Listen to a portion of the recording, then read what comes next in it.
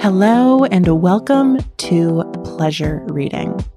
I'm your host, Amelia Ruby, and this is a podcast about the pleasure of reading, where I share curated reading lists, author rankings, chats with my bookish friends, and more.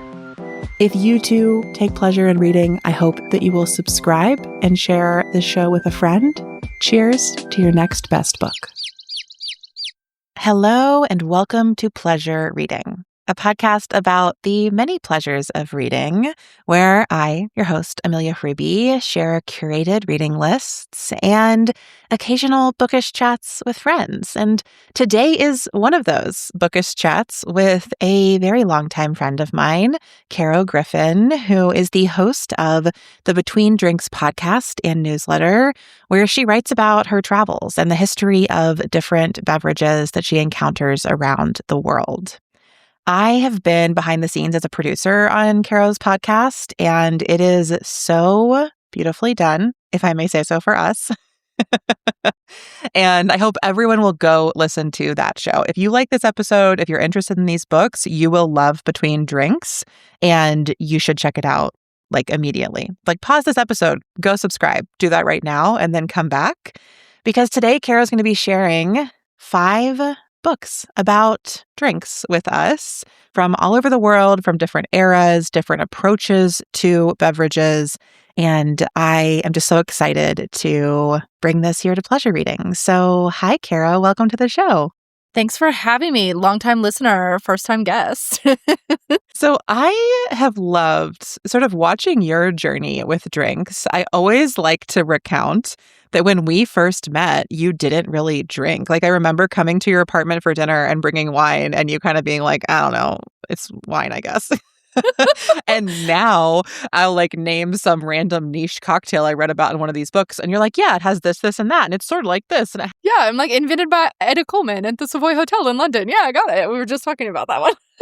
Yes. And you just completely built this incredible depth of knowledge over the past really 5 or 6 years. And it's been so exciting to see as you've become a mezcal sommelier, as you've started planning group trips around different drinking establishments and cultural beverages. And I think that it's just such an interesting way to approach travel and culture, to think about obviously a lot of people think about food when they think about culture, but what I learned reading these books with you is that the beverages are so deeply historical and cultural as well. So thank you so much for making this list for us. I'm excited to dive in.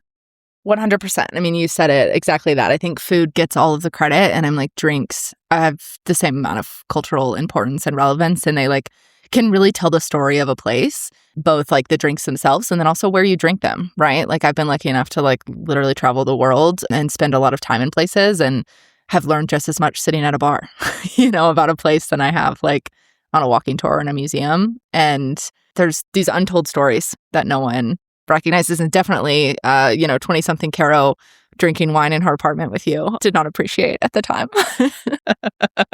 Yeah, you've really come full circle on all food and beverage, actually, just experiencing and appreciating it. But I love this. And yeah, I think something I was really struck by in the first book that you're going to talk to us about, which is called Girly Drinks by Mallory O'Meara, not to give it all away, but the author essentially opens this book by being as humans, we have been drinking since we were primates. Even before we were human, a big part of how primates were able to evolve was by consuming these fermented fruits off of the jungle floor that were very high in calories. And so that meant that if they ate those, they didn't have to find as much food, which led the way, with some fast forwarding and various things here, toward us being able to have civilizations and become human in these ways. So I loved that starting point for thinking about booze and drinks. And I'd love to have you introduce this first book to us. So will you tell us about Girly Drinks?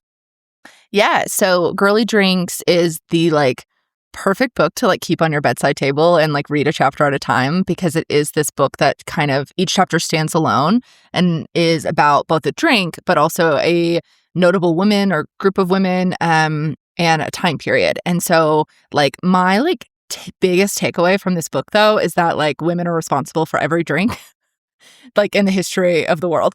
And oftentimes, as we see in a lot of different, industries and categories, women get pushed out as soon as that drink becomes popular or profitable. And so you think about like the first people to make beer were women because it was a domestic chore, just like in the same way that you cooked, And then as soon as it became profitable and became like a real business, it's dominated by men. Beer is an industry dominated by primarily white men.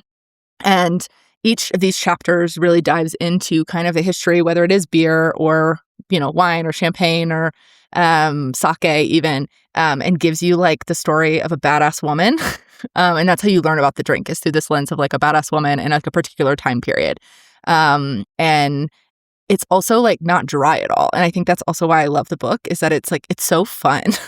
And like, I think too, when you come across these like anecdotes, the one that I always come back to is that like sake was first made by these women who chewed rice and spit it into a common container, and it was fermented with like the enzymes in their mouth. Yeah, gross. But also like, what, like wild. And so you walk away with these like fun facts, but also while you're reading the book, the author too is like, no, it's wild. It's gross. Like she has the same reactions that like you do while reading it. And so it feels like your like nerdy friend has like done all the research and then is sitting down with a glass of wine with you and is like explaining it to you. And so I think it's really enjoyable for anyone who is like maybe a little nerdy, a little fun, like wants something a little different. I don't think you have to like be a total nerd like me to enjoy this book, because it puts it in such like an approachable way. Yeah, I would completely agree. I am not a like drinks nerd the way that you are. Of course, I enjoy imbibing in a beverage from time to time, but like I really enjoyed reading this book. I loved starting with the drunken monkeys, reading about Cleopatra and how like, oh my God, the Cleopatra chapter is so good.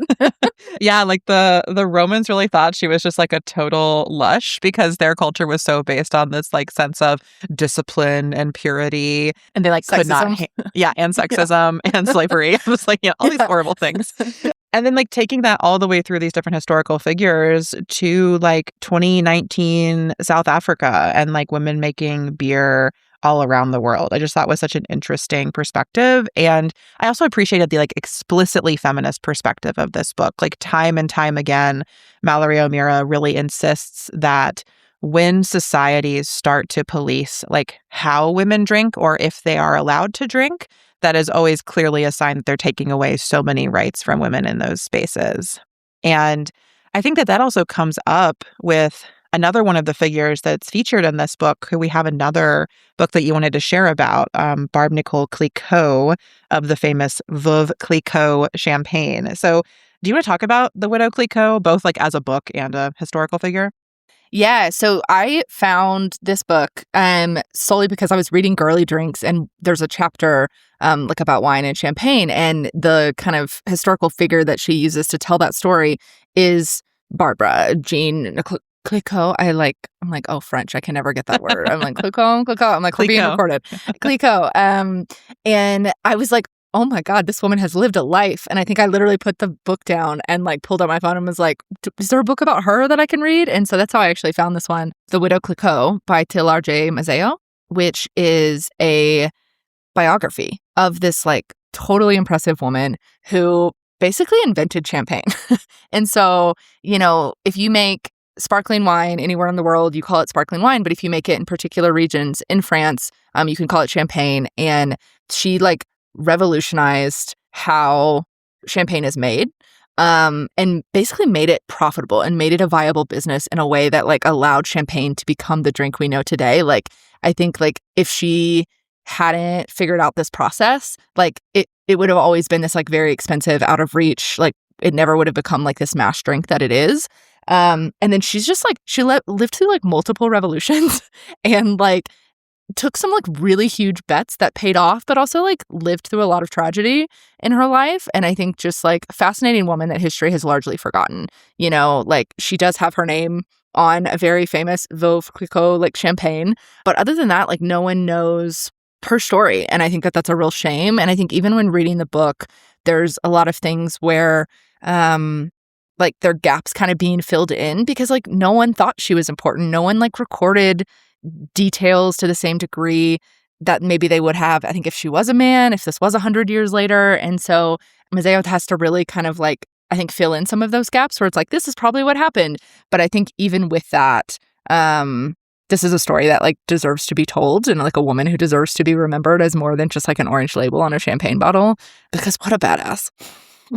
Yeah, I really liked learning more of her story. So, and just like all of the ways it's been sort of covered up or marketed over while this very famous champagne like sort of carries the name. So Veuve Clicquot, like Veuve means widow in French. And so it's literally this champagne is Widow Clicquot. And she ran this company, as you've said. And something I was really interested to learn as a business owner is like at that time in France, women could not own businesses unless they inherited them from their husbands who had died. And so her husband died very young. I think he was like 27 or something. So she inherited the business, but then she had to like fight to run it. And I actually watched a movie about her life, which is a totally like fictionalized adaptation of this history. But a big thing they do in the movie when she's like, she has to like go to court to like fight for the company. I don't know if any of this happened, but something that comes up in that conversation is that in the Napoleonic codes, this was where the law was that said women couldn't own companies unless they inherited them. And she was like, well, did they never intend to allow women to inherit them anyway? And there's this conversation between her and her like lawyer. And he's like, I just don't think they thought any women would ever succeed. I think they always assumed the women would fail.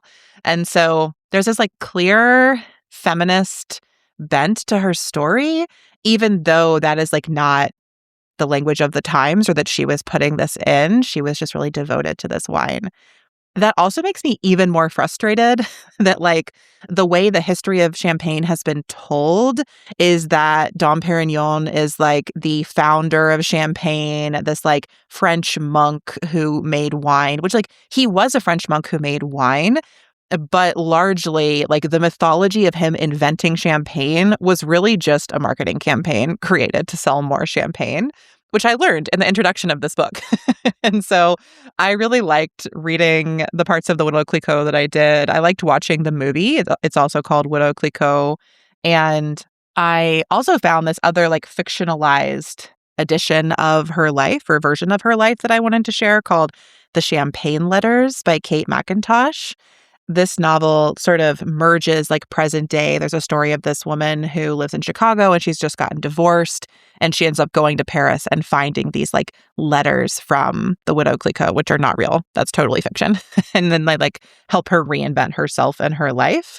That's such an interesting way to approach like a fiction-based novel of like, we're going to take this thing that is so true and then fictionalize this part of it, you know, in a way that we wish was true. Like, I wish I had her letters, you know?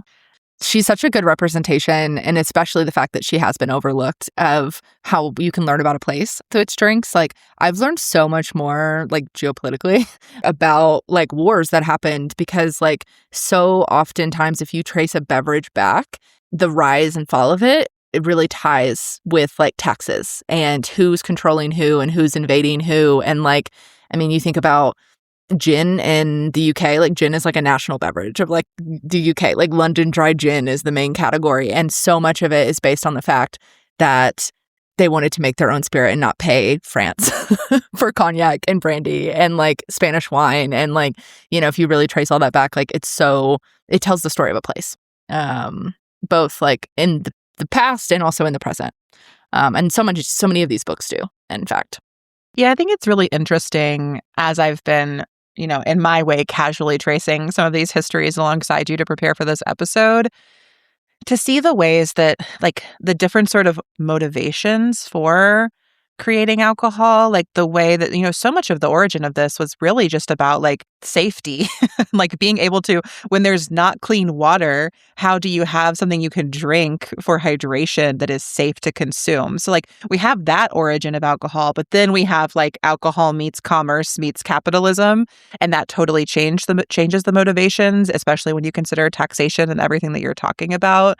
I mean, you just basically told the story of Coca-Cola in that 2 sentences, you know? Like, yeah. We maybe started with, like, yeah, we're drinking beer because the water isn't clean enough. But, like, there's people in southern Mexico who drink Coca-Cola because the water isn't safe to drink. And, yeah, it was literally political corruption that, like, entrenched Coca-Cola in Mexico. And they use all the fresh water when there's a water shortage and people can't drink the water because they're all using the water, so they have to buy Coca-Cola. It's just, like, I think a really good present-day example of what I mean when, like, you can learn a lot about a place by its drinks. Right? Even if it's just Coca-Cola and Chiapas. Yeah, I really like tracing it all back to water because I do think like the way that alcohol is so often talked about and the way it's taxed is as a luxury good. I mean, Veuve Clicquot literally is a luxury good. Yeah. Like that's how they sell themselves. But also like there's so many layers of this conversation. But what I've really appreciated learning about the history of it is the connection to water, the connection to place, and the connection to like human culture, I think is all really interesting. And we can trace all of that, like you're saying, like even in the present. I'm curious on this history note, if you want to tell us about the next book on your list, which is about a history of the world through not just alcohol, but all types of beverages. Yeah. So the next book is A History of the World in Six Glasses by Tom Standage. And I have recommended this book countless times. And I think everyone I've recommended it to has loved it because it's not just about alcohol. It's about drinks broadly. And so he literally picks what he thinks are the six most influential drinks in the world. And each chapter, kind of similar to Girly Drinks, is a standalone chapter. And it's about, like he starts with beer as like the birthplace of civilization, and he talks about Mesopotamia and like the start of everything and humankind and beer. And he ends with Coca-Cola and globalization. And in between that, you have coffee, tea, wine. And then I think there's a spirits chapter, right? And so I think like so often when I say drinks, people automatically think alcoholic drinks. And largely I do. Oftentimes I'm talking about alcoholic drinks, but also, coffee and tea have shaped the world, right? They have drawn borders. They have started wars. They have, they've been the impetus for so many different things. And I think this book really shows that. And it's a great example of those, like, I've learned so much about the world through this lens of like, oh, okay, yeah, like because the British wanted tea, all of this happened halfway around the world in China. And so I think this is also one of those like great books. It is a little bit more like history forward. I wouldn't call it dense, but it's like very detail rich. It's not like a easy breezy like fun read, but it's like it's so interesting. And I think like it's a book that I really enjoyed reading. And also I think it's a book that like you will definitely hold on to 3 or 4 fun facts that you will definitely be bringing up all the time. Next time you're like, having coffee or at a bar with friends. You can tell the history of the world with drinks, and this book proves that. Yeah. I read the coffee chapter last night and I was just so like, I knew that coffee came out of like Arab culture and the many myths or legends perhaps around the ways that like people would wander out into the desert and eat these like magical beans and come back and like Yeah. return or like they would be exiled to the desert and then they'd make their way back and be like, it was these beans. It was the coffee. Or like the shepherds who like, my sheep are so weird after they eat this plant. Like those are 2 of the like my poor renditions of the stories that are shared in that book. But I was also struck by like the way that coffee entered sort of like industrialized culture through the coffee house, and that there was a period of time, I guess, as he quotes in this, that like women were like trying to get coffee houses outlawed on this logic of like our husbands are never home and we have stopped procreating because of coffee. That was like wild. I mean, coffee's great, but like, is it as good as sex? I don't know. Whatever sex they were having, I guess. It's gonna be the end of of humankind because like men are drinking too much coffee, not having sex with us. Like, yeah, I don't know. Anyway, I just like as you said though, like that's gonna live in my head forever, like rent free every time I go to a coffee shop. And so I really liked the way that like he wove these together and thinking about all the different sorts of things we drink. So yeah, I think especially as like a, someone who lives in like the Western world and is very much rooted in like American culture and whiteness and all of these things, like there's so many parts of this book that I think the coffee chapter is a really good example where it's like maybe before I got into drinks, maybe I vaguely knew that coffee came from like the Middle East and was like an Arab drink, but like I didn't realize the full history there. And I also, it makes total sense that like in a culture where religion prohibits drinking alcohol, caffeine was the next best thing. And I also found it really fascinating, this like tug of war that happened for, I don't know if it was decades or centuries. It was like, it seemed like it kind of went back and forth a while of like, should caffeine be outlawed? Because like, like it's like, oh, we don't drink because it inhibits like our body and it infects us in this way, and like they were making the argument that like coffee also affects you and inebriates you, and so maybe coffee should be outlawed too, and people were like, no, we want our coffee, we need something, give us this, and so it's just as someone who like knew very little about Muslim culture and about like these rules, it was fascinating to see from that lens too, of just like, oh wow, yeah, there's this whole other side to coffee other than me going to like my local cafe and getting a nice latte. The sort of way also that coffee requires a globalized world for us to drink it and for it to have the ubiquity that it has. But what you were sharing just really made me think of like Mormon culture, where they do say that you cannot drink alcohol or caffeine.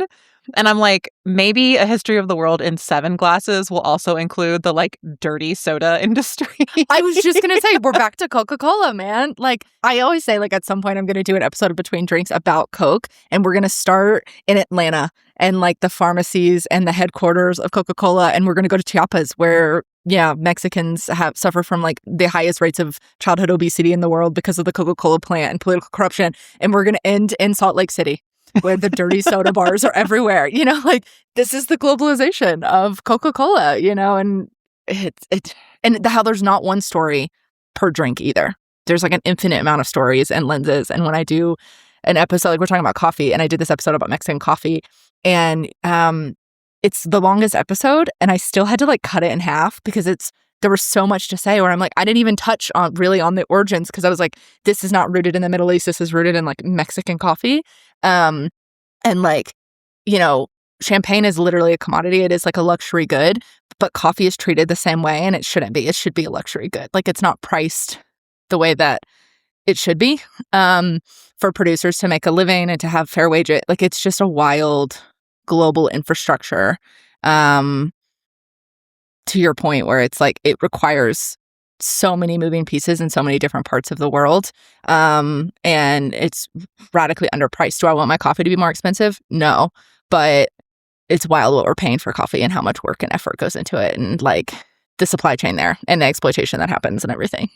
No, absolutely. I mean, I think coffee very much tells the history of colonialism and tells the history of like white supremacy and the exploitation of labor, which actually takes me to your next book, which also tells the history of colonialism, white supremacy, and slavery specifically. So do you want to talk to us about rum? Yeah. So, And a Bottle of Rum, A History of the New World in 10 Cocktails is by Wayne Curtis. And it's similarly done in the sense that like there's technically a cocktail at the start of each chapter. And this book is obviously about rum, and it's about the history of rum. And kind of, I would say one of my big takeaways from this book is that I think oftentimes whiskey gets portrayed as like the ultimate like American spirit, you know, which is funny because it's Scottish and Irish, but like, but I think especially because of bourbon and, you know, this whole like whiskey rebellion and whatever. But Curtis really makes this argument that like rum is the classic American spirit for a number of reasons. And he tells kind of this history in a little bit more of I would say this is not as like essay based as 2 of the other books we talked about. And it's more like first person, like personal narrative. Like he talks about going to bars in New England looking for these old school cocktail recipes that like don't exist anymore because cocktails have changed so much. And like the rum we drink today isn't the rum they were drinking then, but it was the original spirit that was being made in New England. Like this is what literally the colonizers is what we're making in the colonies. And, you know, we could say all we want about tea and the famous Tea Party, but it was also in large part about rum and the taxes on molasses and the slave trade and kind of this triangle between getting molasses to make rum, selling the rum to get slaves, like this whole infrastructure and like international system. And so it's about rum as a beverage, but it's also about colonialism and the slave trade from the lens of the US, but also the Caribbean and England. And it's fascinating. And I think like I definitely did not look at rum the same way, both because it has this loaded history that I didn't necessarily like appreciate or understand, but also because I was like, oh, it is a more complex beverage than I think Captain Morgan wants us to believe. I was just thinking about Captain Morgan, and like I definitely feel like rum does not have the sort of like cultural respect or cachet that gin or whiskey or even sake do.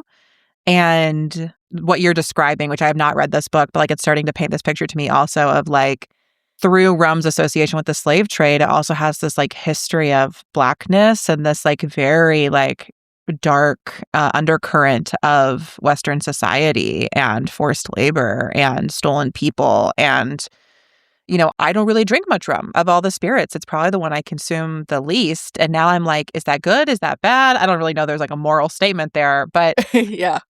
also, I don't know any cocktails made with rum. I'm like, what is a rum cocktail? I'm like, punch? Like rum and Mai Coke? Like Tais, rum, Mai Tais? yeah, Okay. like, yeah. A daiquiri, and not like the frozen bullshit, but like a really good daiquiri with a really good rum is one of my go-to like end of the night drinks when I want like one more, especially if I can get on like a Mexican rum or like an agricole or like a good rum, like not one that's this like syrupy sweet molassesy, but that's like made on like from cane and like has more like terroir notes to it. Like, yeah, there's nothing like it. And I think it is a great spirit, but I think so often we think of it, the Captain Morgan rums, like there's no premium rum in the sense that like, I would argue that a lot of brands that position themselves as premium tequila or premium gin, like aren't actually that premium, but there's no one even really trying to be that in the rum space. And so I think that speaks to the category that like rum is the thing you drink because it's cheap, it's easy, it goes down smooth, like, you can throw it in a Coke, but there's more to it than that for sure.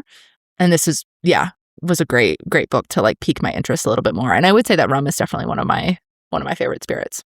Well, I look forward to a future Between Drinks episode on rum, please. Thank you. Also, because all your episodes include like ones to try and places to get them so that I can maybe actually try something. I think that would be very fun. So let's let that take us into our last book, shall we? Do you want to share this final book on your list? Yeah, absolutely. So The Way of the Cocktail, Japanese Traditions, Techniques, and Recipes is by Julia Momose.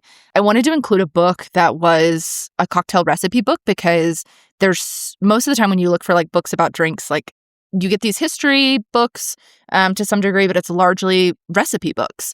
And I don't buy a lot of recipe books, but I definitely bought this one. And it's one of my all-time favorites, not just for recipes, but like books in general. It's just so well done. Julia Momose is an incredible bartender and the owner, head bartender, and executive chef at a bar called Kumiko in Chicago that is a Japanese dining bar. And so this book is really about Japan's approach to drinks, right? And so there is a history component, both in terms of like, here's how whiskey arrived in Japan, here's why sake started getting drank. Like there is a really interesting history component. But there's also like these beautiful recipes from her that she's, perfected. And this too like practical advice of like, here's how to make the best whiskey highball, like step by step, and here's how to drink shoju, which is a spirit that outside of Japan is rarely given no one's ever heard of it outside of Japan.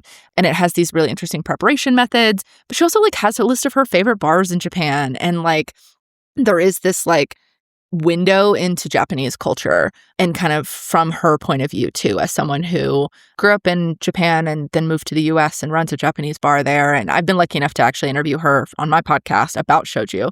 But this is a great book because I think she does a lot with it. And I think through the lens of talking about the history, the present day culture, the different types of bars in Japan, and sharing these recipes, it is this like such a unique little like slice of like Japanese bar culture and like drinking and history. And so it's like she just like peeked back the curtain and you get to like peek in and look at it. And it's just a beautiful book too, like not in like a glossy coffee table book kind of way, but in a like this book is clearly like a product of love. Everything from the cover to the photos to the layout and everything. It's a beautiful book. And so for anyone, especially planning a trip to Japan or who's interested in Japanese culture, Japanese drinks, it's a must read in my opinion. Yeah, I really appreciated you put a book by a bartender on this list because when I look at all the other ones, they're like writers, biographers, journalists, historians. And so this is the one that's like really from someone who makes drinks for a living, who's like deeply invested in hospitality culture. And I think all of these books really insist on drinking as part of human culture. And you and I have personally talked many times around just like it's important alongside these conversations to talk about alcoholism, to talk about sobriety. Like that's all a piece of this. There are huge problems with the commercialization of alcohol and drinking. But I think in each of these books, we're really rooted into the deeper culture of it. And I think it's important to have this lens of like somebody who is making and selling drinks all the time from a place of like clear love and care and culture, and not just from a place of like, well, I can make a lot of money doing this. Yeah, no, 100%. And I think, I mean, if anything, that place of care is Japanese drinking culture, and is part of why I've spent so much time in Japan and did a whole season about Japan's drinks.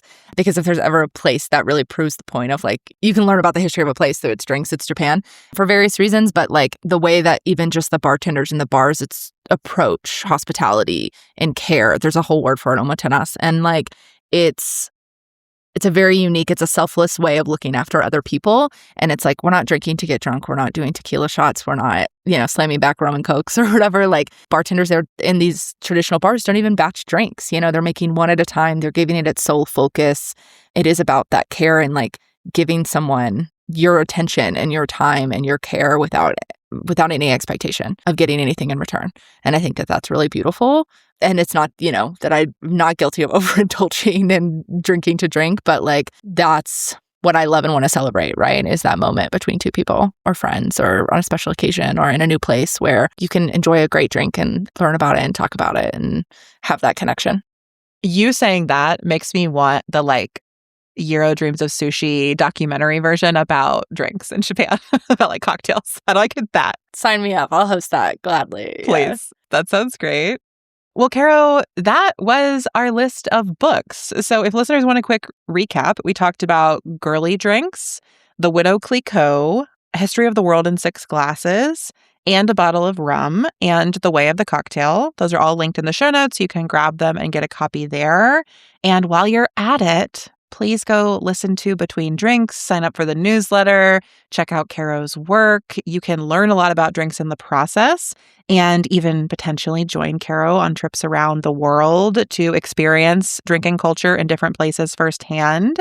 Caro, is there anything else you want to say about those trips or things you have coming up?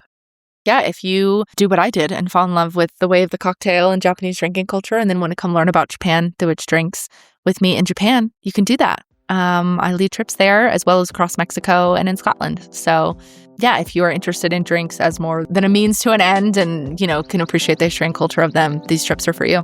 Beautiful. Thank you, listeners, for tuning in. Thank you, Caro, for being here and taking us on trips around the world through drinks. Until next time, cheers to your next best book and drink.